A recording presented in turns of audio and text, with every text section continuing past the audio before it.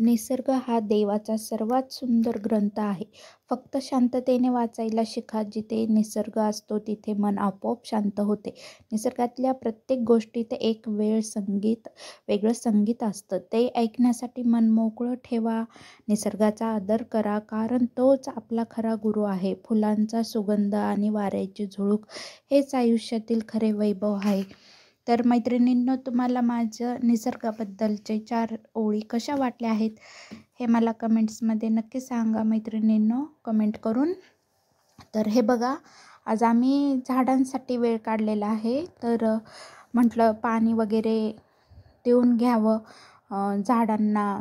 जसं आपल्याला पाण्याची आवश्यकता असते तसंच झाडांना पण पाण्याची आवश्यकता असते. व त्यांना पण म्हणजे आपण जर वेळोवेळी पाणी नाही दिले तर ते सुकून जातात बघा. आणि थोडेसे घर म्हटलं की थोडंसं निसर्ग, थोडेसे हिरवीगार झाडे असले की आपल्याला पण प्रसन्न वाटते बघा. झाडांमुळे पण फुलांचे तर झाडे असले की मग तर आणखीनच सुंदर वाटते. हे बघा, आमच्या इथे असे नारळाचे झाड पण आहे. त्याला असे छान मोठे मोठे नारळ लागलेले आहेत मैत्रिणींनो. आम्ही त्याला मागच्या महिन्यामध्येच त्याला इंजेक्शन वगैरे दिलं होतं आणि त्याला काही आयुर्वेदिक औषध पण ठेवले होते. तर हे बघा, किती सुंदर नारळ लागलेले आहेत मोठे मोठे.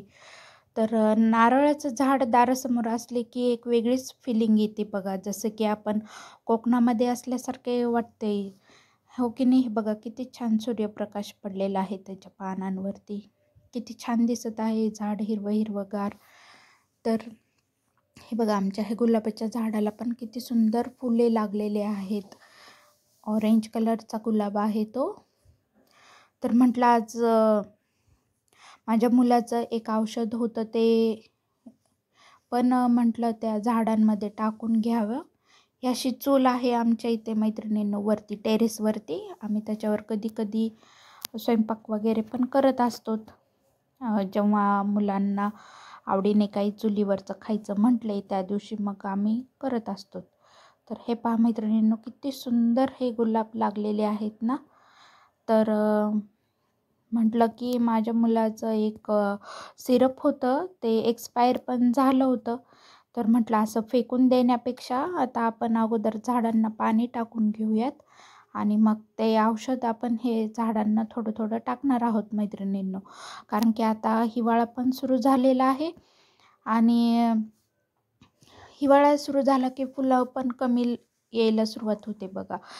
कारण की त्याला पण ऊन लागते. म्हणजे जितकं ऊन असेल तितकी छान फुलं पण येतात प्लांटवरती, तेवढेच फ्लावरिंग ग्रो करतात. तर हे बघा मैत्रिणींनो, हे सिरप होतं, ते आपण टाकून घेऊयात आता सगळ्या कुंड्यांमध्ये.